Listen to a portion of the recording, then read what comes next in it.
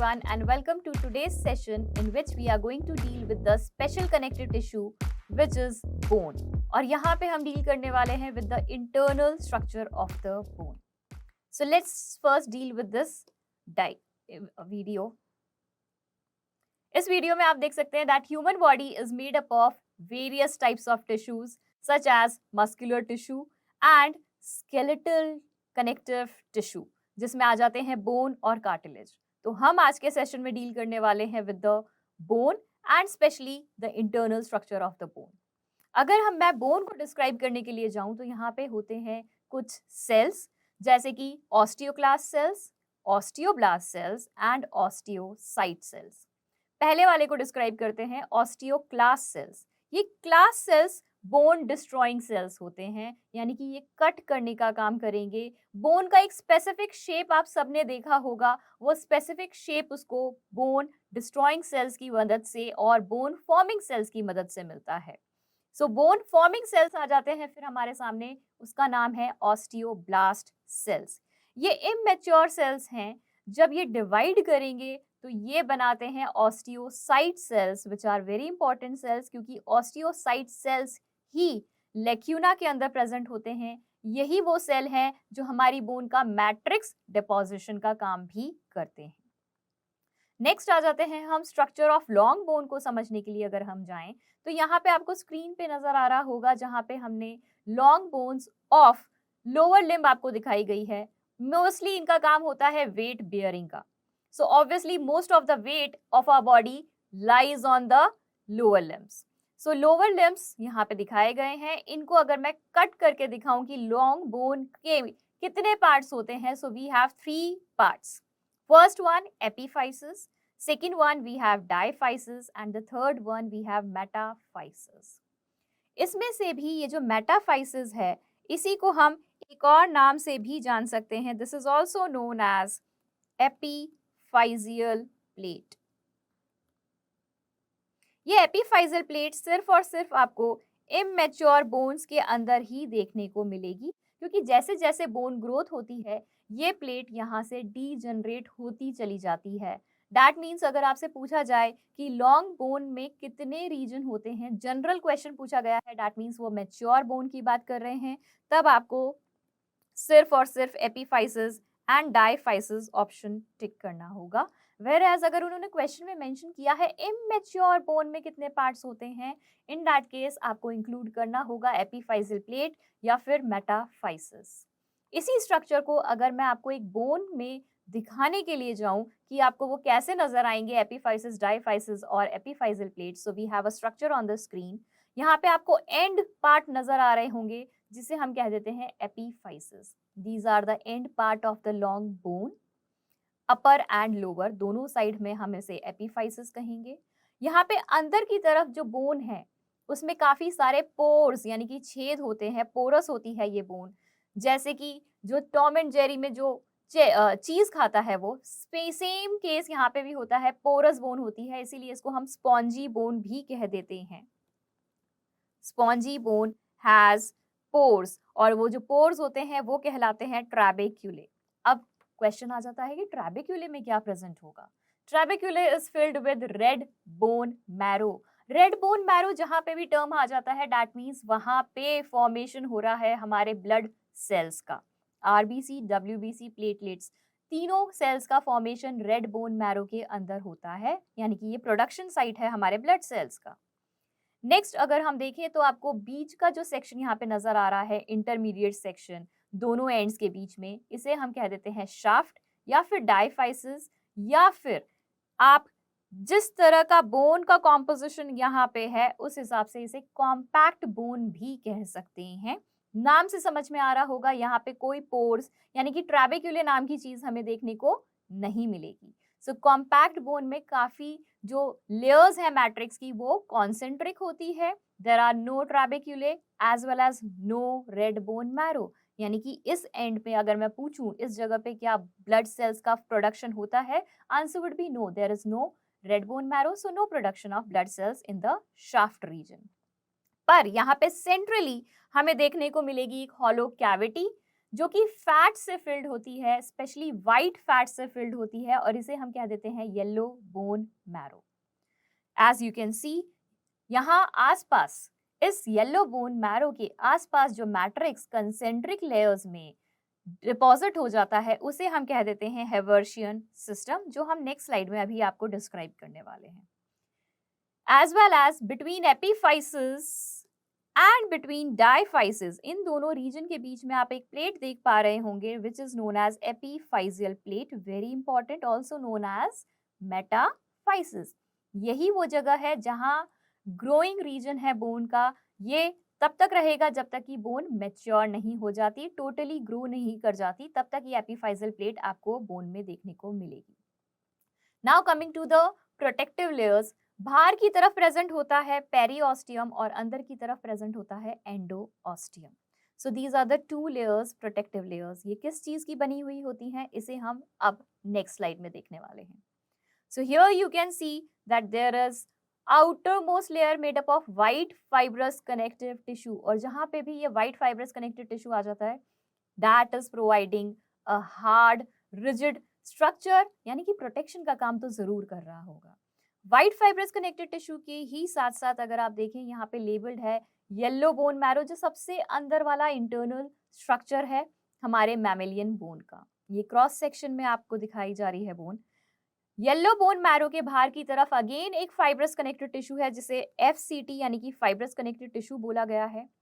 This is made up of reticular, that's why name is reticular fibrous connective tissue, short में आरएफसीटी यहाँ पे लिखा हुआ है। बाहर की तरफ अगर आप देखें सो ये बॉल्स जो आपको नजर आ रही हैं ये एक्चुअली ऑस्टियोब्लास्ट सेल्स यहाँ पे हमने डिपिक्ट करे हैं। So there is outer osteoblast sales.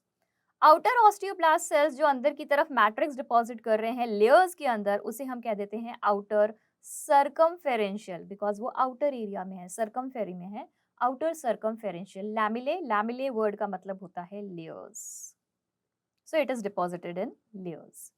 Similarly अंदर की तरफ भी अगर आप देखें इनर ऑस्टियोब्लास्ट सेल्स यहाँ पे भी हैं, ये भी अंदर की तरफ डिपॉजिट करेंगे कंसेंट्रिक लेयर्स में मैट्रिक्स, जिसे हम कह देंगे इनर सर्कमफेरेंशियल लैमिले। ये तो हुआ आउटर और इनर स्ट्रक्चर। अब बीच में ये जो कंपोनेंट है इसे हम क्या कहेंगे बेटा, this is matrix, right. But matrix को डिस्क्राइब करने से पहले पेरीऑस्टियम एंडोऑस्टियम जो दो वर्ड यूज किए थे वो मैं आपको डिस्क्राइब कर देती हूँ।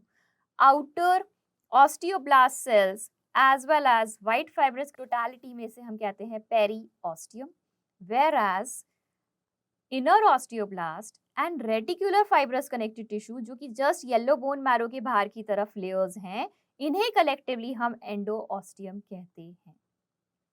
Now coming to the main component which is the matrix, जो पेरीऑस्टियम एंडोऑस्टियम के बीच में ये जो मैट्रिक्स है यहाँ पे क्या क्या प्रेजेंट होता है वो देखने वाले हैं। सबसे पहले बात करेंगे हम, यहाँ पे प्रेजेंट होती हैं दो तरह की कैनाल्स, जैसे कि आपको नजर आ रही होंगी। अब इसे रेड कलर से इंटेंशनली इसलिए बनाया गया है बिकॉज इन कैनाल्स के अंदर ब्लड वेसल्स होती हैं जो कि न्यूट्रिशन प्रोवाइड करेंगी to the dividing cells, nutrition provide करेंगी to the growing part of the bone.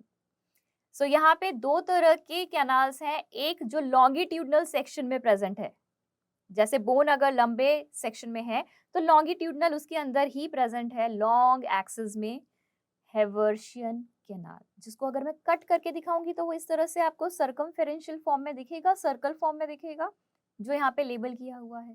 तो ये तो लॉन्ग एक्सिस ऑफ बोन में प्रेजेंट है, लंबा लंबा।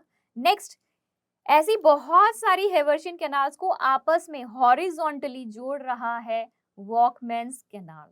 तो कई बार पूछ लिया जाता है हॉरिजॉन्टल कैनाल्स जो जोड़ रही हैं, हॉरिजॉन्टल कैनाल्स उन्हें क्या नाम दिया जाता है? Answer would be Volkmann's canal. इन्हीं को हम ट्रांसवर्स या हॉरिजॉन्टल, एक ही बात है, इस तरह से भी पूछा जा सकता है। Okay, next coming to what are they doing. Canals ने तो न्यूट्रिशन प्रोवाइड कर दिया, इसके आसपास जो सेल्स होंगे वो मैट्रिक्स डिपॉजिट कर रहे होंगे, और मैट्रिक्स डिपॉजिट करने वाले सेल्स अभी थोड़ी देर पहले जो मैंने आपको बताए थे वो थे osteocyte. Now you can see osteocytes are present in the lacuna, covered होते हैं कैविटी से ताकि उन्हें डैमेज ना हो, उन्हें कोई रप्चर ना कर सके। Osteocytes are there in the lacuna. ये जो लेयर्स में कॉन्सेंट्रिक लेयर्स में डिपॉजिशन करा रहे हैं, इन लेयर्स को हम क्या देते हैं, हेवर्शियन लैमिले। लैमिले वर्ड मतलब लेयर्स, और इसे ही टोटलिटी में क्या कह देते हैं बेटा, हेवर्शियन सिस्टम। सो हेवर्शियन सिस्टम का एक और नाम भी है, it is also known as osteon. So कई बार ऑस्टियन या हेवर्शियन सिस्टम से अगर क्वेश्चन आए कि इसके अंदर क्या क्या चीजें होती हैं, answer would be Haversian canal, osteocyte and Haversian lamellae in totality बनाते हैं हमारा हेवर्शियन कैनाल सिस्टम या फिर ऑस्टियन। एंड लास्टली इस पूरे स्ट्रक्चर को मैं एक ही स्लाइड पे आपको बता देती हूँ। सो here you can C totality, पूरा पूरा internal structure, cross section of mammalian bone आपको दिखाया गया है। आउटर ऑस्टियोब्लास्ट, उसके बाहर की तरफ फाइब्रस कनेक्टिव टिश्यू व्हाइट वाले, कलेक्टिवली से पेरियोस्टियम हमने नाम दिया था। सबसे अंदर की तरफ था yellow bone marrow made up of white fat, बाहर की तरफ concentric layers, outer circumferential lamellae. Similarly, we have inner circumferential lamellae. Yellow bone marrow के बाहर जो फाइब्रस कनेक्टिव टिश्यू थे वो थे रेटिकुलर फाइब्रस कनेक्टिव टिश्यू, और इनके बाहर की तरफ जो लेयर्स थी वो था इनर ऑस्टियोब्लास्ट। ब्लास्ट सेल है, ये याद रखिएगा। इनको कलेक्टिवली हम एंडो ऑस्टियम कहते हैं, RFCT plus inner osteoblast collectively known as endosteum. फिर हमारे पास थी हेवर्शियन कैनाल, जो कि लॉन्गिट्यूडनल लॉन्ग एक्सिस में प्रेजेंट कैनाल है, एज वेल एज हमारे पास ट्रांसवर्स हॉरिजॉन्टल सेक्शन में प्रेजेंट कैनाल्स भी हैं। Horizontal canals and transverse canals also known as Volkmann canal, whereas Haversian canal के आसपास जो हमारे पास सेल्स हैं वो हैं ऑस्टियोसाइट, जो कि अगेन कंसेंट्रिक लेयर्स की फॉर्म में डिपॉजिशन करेंगे बोन की मैट्रिक्स का, जिसे हम हेवर्शियन लैमिले कहते हैं। इसको कलेक्टिवली हमने एक नाम दिया था हेवर्शियन कैनाल सिस्टम या फिर osteon. This is the internal structure of mammalian bone. ये सिर्फ और सिर्फ मैमल्स की बोन का क्रॉस सेक्शन है। नेक्स्ट यहाँ पे थोड़ा सा डिटेल में हम जाके ऑस्टियोसाइट को अगर डिस्क्राइब करें तो बेटा ऑस्टियोसाइट जो सेल है ये वाला सेल है जिसकी बहुत सारी ब्रांचिंग आपको नजर आ रही होगी। मैं इसको कलर कर रही हूँ ताकि आप ऑस्टियोसाइट लोकेट कर सकें। ये जितना पार्ट मैंने कलर कर दिया है ये ऑस्टियोसाइट है जिसकी बहुत सारी ब्रांचिंग आपको नजर आ रही होगी। अब इसकी ब्रांचिंग भी डैमेज नहीं होनी चाहिए, सो ब्रांचेस भी एक कैविटी में प्रेजेंट होती हैं, कैनाल लाइक स्ट्रक्चर में प्रेजेंट होती हैं, जिसे हम कैनालिकुलाए कह देते हैं। ऑस्टियोसाइट मैंने ऑलरेडी आपको बताया था एक स्पेस में, एक खाली जगह में प्रेजेंट है जिसे हमने लेक्यूना कहा था। सो ऑस्टियोसाइट्स आर प्रेजेंट इन लेक्यूना, और जो ऑस्टियोसाइट्स की ब्रांचिंग है, जो उसके साइटोप्लाज्मिक एक्सटेंशंस हैं, they are present in canaliculi. So here we have matrix जिसमें क्या चीजें प्रेजेंट होती है, कॉम्पोजिशन क्या बना हुआ है, ये जो ऑस्टियोसाइट ने मैट्रिक्स डिपॉजिट किया है ये क्या चीज डिपॉजिट करी है, अगर उसको जानने के लिए जाएं तो सबसे पहला क्वेश्चन आता है कि इनऑर्गेनिक कंपोनेंट ज्यादा है या ऑर्गेनिक कंपोनेंट ज्यादा है। बेटा यहाँ पे इनऑर्गेनिक कंपोनेंट ज्यादा है, जैसे कि आप देख सकते हैं 65 to 68% इनऑर्गेनिक कंपोनेंट है बोन के अंदर, whereas rest part is organic which is 32 to 35%। और ऑर्गेनिक पार्ट में ही प्रोटीन आ जाता है, तो कई बार क्वेश्चन में प्रोटीन पूछ लिया जाता है बोन का, which is ossein protein. Inorganic component में और डिटेल में अगर हम जाएं कि ये इसमें भी मेजॉरिटी में क्या चीज प्रेजेंट है, सो मेजॉरिटी में प्रेजेंट होता है बेटा calcium phosphate. This is very important. Inorganic component ज्यादा और इनऑर्गेनिक में भी कैल्शियम फॉस्फेट सबसे ज्यादा हमें देखने को मिलेगा। इसके अलावा भी और भी सॉल्ट्स होते हैं जैसे कि calcium carbonate, magnesium phosphate and fluorides which are very less. Whereas अगर मैं ऑर्गेनिक कंपोनेंट की बात करूं तो ऑसीन प्रोटीन तो मैंने आपको ऑलरेडी बता ही दिया। इसके अलावा हमें यहाँ पे बंडल ऑफ कोलेजन फाइबर्स देखने को मिलेंगे, जो कि एक सल्फेटेड म्यूकोपॉलीसेकेराइड यानी कि मैट्रिक्स जो यहाँ पे बेसिक कंपोनेंट है म्यूकोपॉलीसेकेराइड उसके अंदर प्रेजेंट होते हैं, डिस्पर्स्ड होते हैं ये bundle of collagen fibres. Hopefully ये जो कंटेंट आपको बताया गया है ये समझ में आया हो। इससे रिलेटेड कुछ क्वेश्चन आंसर्स भी अगर हम देखें, so first question we have, process of bone formation is called as. जब बोन बनती है वो कार्टिलेज के डिपोजिशन जब हो जाते हैं कैल्शियम कार्बोनेट क्रिस्टल्स के, तब बनती है कैल्शियम फॉस्फेट, कैल्शियम कार्बोनेट के क्रिस्टल्स डिपॉजिट हो जाएंगे। इस प्रोसेस को हम कहते हैं ossification. So process of bone formation is named as ossification. Organic components, organic substances which give bone its strength are, यहाँ पे सब्सटेंसेस जो उसको स्ट्रेंथ प्रोवाइड करते हैं, तो यहाँ आ जाएंगे हमारे पास calcium salts and collagen fibres उसको स्ट्रेंथ प्रोवाइड करते हैं। नेक्स्ट क्वेश्चन है which of the following is the function of bone. तो बोन हमारे स्केलेटल सिस्टम का पार्ट है, काफी सारे फंक्शन परफॉर्म करता है, जैसे कि स्ट्रक्चरल फ्रेमवर्क बनाता है बॉडी का, बिल्कुल ये ऑप्शन सही है। सपोर्ट और प्रोटेक्ट करता है हमारे इंटरनल वाइटल ऑर्गन्स को, जैसे कि lungs and heart are protected by the rib cage, sternum and vertebral column.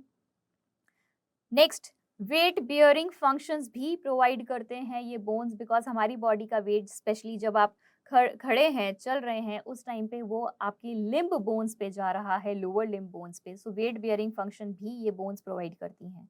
सो यहाँ पे हमारा आंसर चला जाएगा all of the above are the true functions for the bone. Next question, compact bone के बारे में पूछा गया है। ये कंपोनेंट मैंने आपको एक स्लाइड में बताया था। यहाँ हेवर्शियन कैनाल्स प्रेजेंट होती हैं। कौन से सेक्शन में मिलेंगी Haversian canals? So they are found in the matrix part of the bone. Next question is identify the correct labelling. तो आपके सामने एक डायग्राम है जहाँ पे ए और बी मार्क किए हुए हैं। ए जो यहाँ पे मार्क किया हुआ है, that is epiphyseal plate, also known as metaphysis. Whereas B जो लेबलिंग है वो डिपिक्ट कर रही है shaft region of the long bone, या फिर जिसे हम डायफाइसिस भी कह सकते हैं। सो यहाँ हमारा ऑप्शन चला जाएगा, first option is correct for this question, metaphysis A है और diaphysis B labelling correct satisfy करता है। Hopefully this was the internal structure of bone session, and thank you.